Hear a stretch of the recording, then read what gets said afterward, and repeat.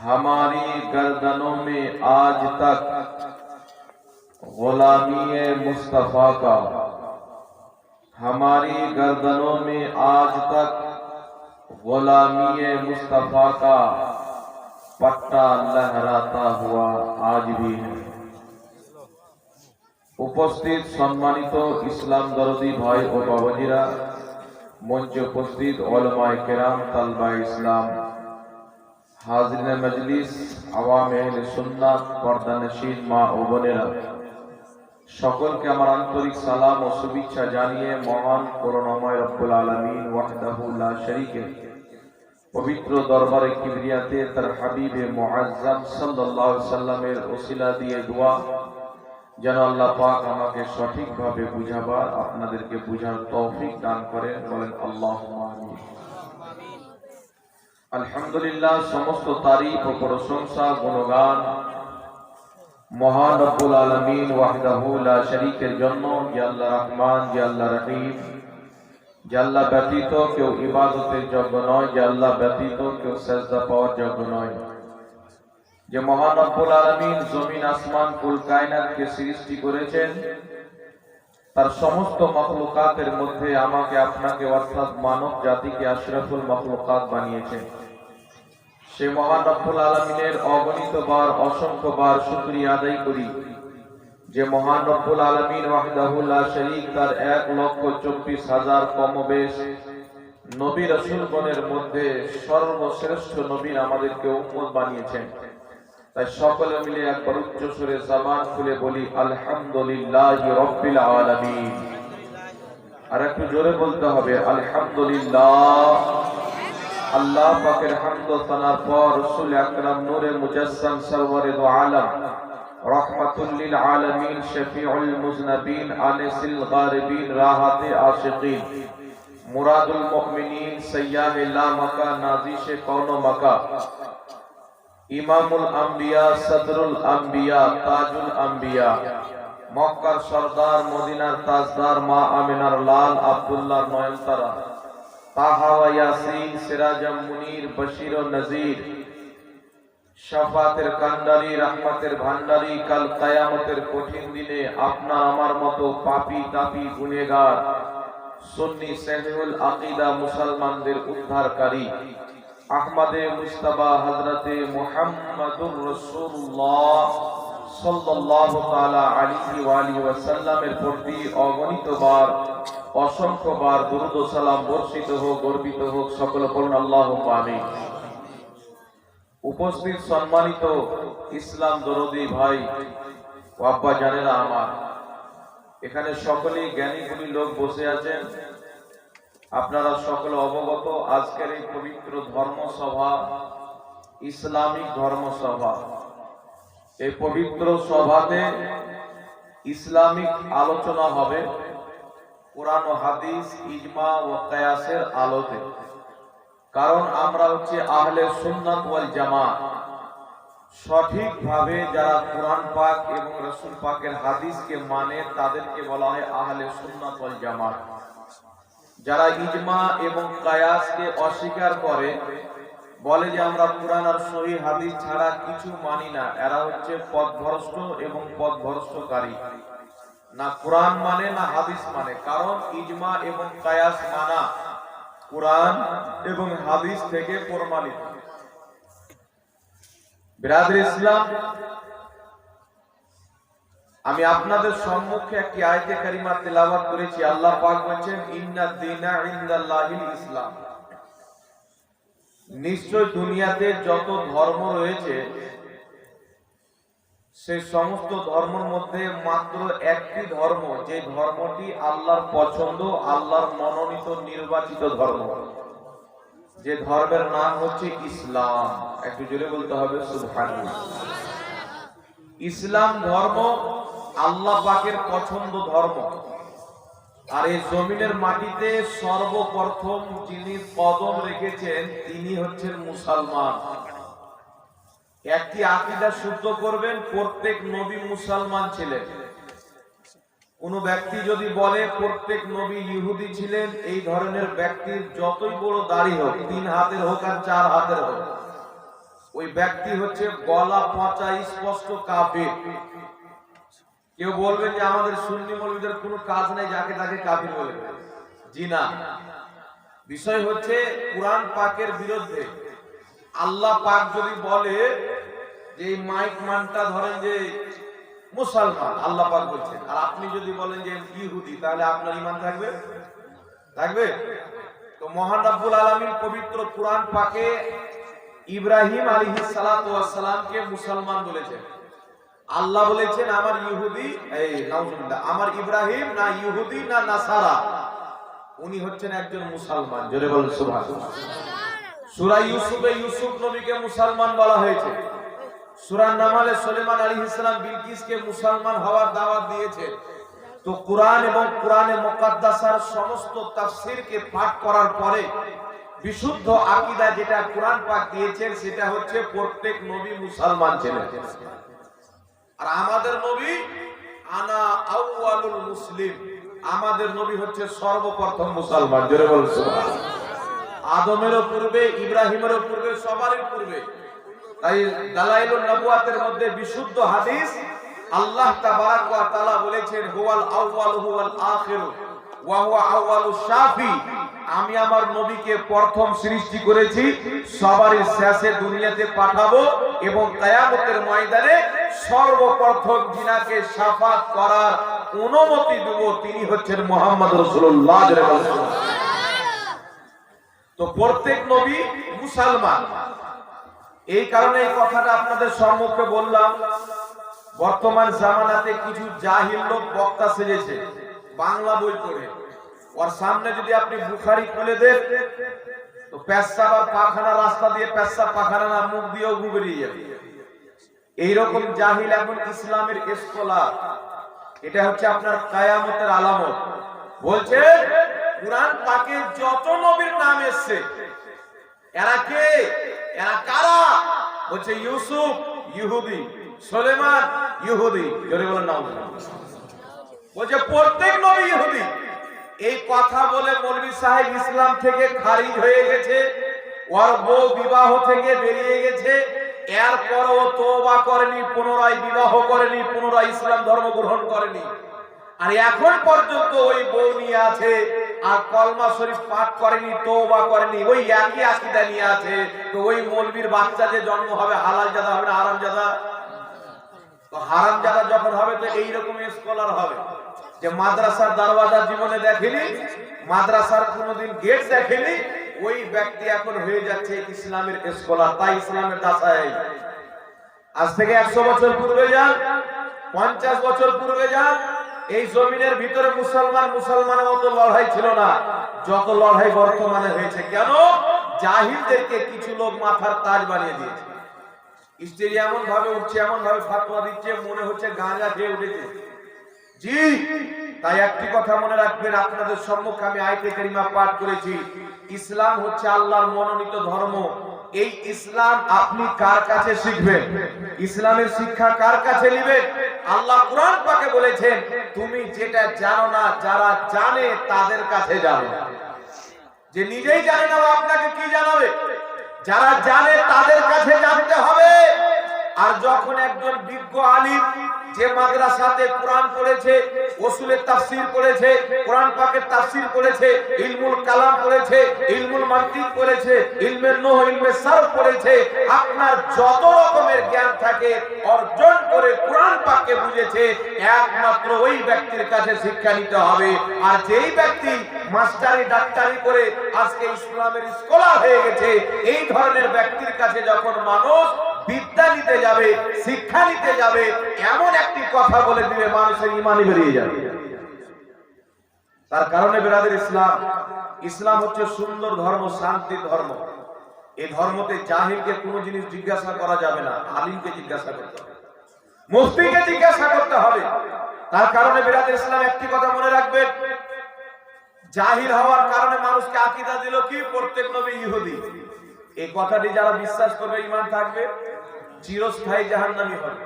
ওই মৌলবি তো জাহান্নামী হয়েছে, চিরস্থায়ী জাহান্নামী হবে। ব্রাদার রাহুল নাম শুনেছেন?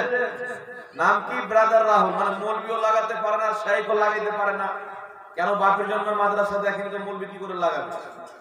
প্রত্যেক নবীকে ইহুদি বানাচ্ছেন, এটা সরাসরি কুফরি আকীদা। যারা এদের বক্তব্য শুনবে কবে ঈমান চলে যাবে কোনো গ্যারান্টি নেই। জি, আরেকটি কথা বলি আপনাদের সম্মুখে শুনেন। আজকে ইসলাম হচ্ছে পবিত্র ধর্ম, যে ইসলামের ব্যাপারে আল্লাহ বলেছেন তোমরা ফিরকায় বন্টন হয়ে না, ফিরকাতে বিভক্ত হয়ে না, আল্লাহ রশ্মিকে শক্ত করে ধরে রাখো। কিন্তু আজকে ইসলামের মধ্যে এত ফিরকা কেন, এত দল কেন? মহান রব্বুল আলামিনের প্রিয় হাবিব বলছেন আমার উম্মতের মধ্যে 73টি ফিরকা হবে, কুল্লুহুম ফিন্নার, সমস্ত ফিরকা জাহান্নামে যাবে, ইল্লা মিল্লাতান ওয়াহিদা, একটি জান্নাতে যাবে। মান আলাইহি ওয়া আসহাবি, যে আমার তরিকাতে চলবে, আমার সাহাবার তরিকাতে চলবে, তারাই হবে জান্নাতি। একটু জোরে বলতে হবে সুবহানাল্লাহ।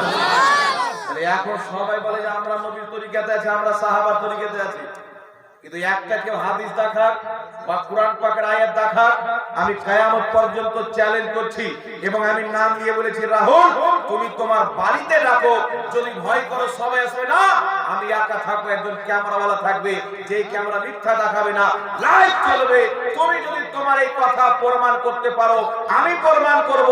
প্রত্যেক নবীকে ইহুদি বলে তুমি স্পষ্ট কুফরি করেছো, তোমার বউ তালাক হয়েছে, আর তুমি যদি সঠিক প্রমাণ করতে পারো, তোমার গোলামি করতে আমি প্রস্তুত রয়েছি। বেঈমানি বাদ দাও, যে কাজে ছিলাম মেকানিক ছিলাম, মেকানিক করো। আর তুমি মেকানিককে ছেড়ে ইসলাম ধর্ম শিখাতে এসে যা ধর্ম সম্পর্কে কোনো জ্ঞান নাই, আর মানুষ নিয়ে টানাটানি করছে। বাপ রে, কিছু লোক তো মানে এমন দরজা দিয়ে দিয়েছে, একজনকে ফেসবুকে দেখছে তো বলছে যে বর্তমান জামানাতে জাকির নায়েক সাহেব আমাদের নবী। জি, সবাই বলে না, কিন্তু ফেসবুকে দিয়েছে, মানে যাকে অন্ধ ভক্ত বলে।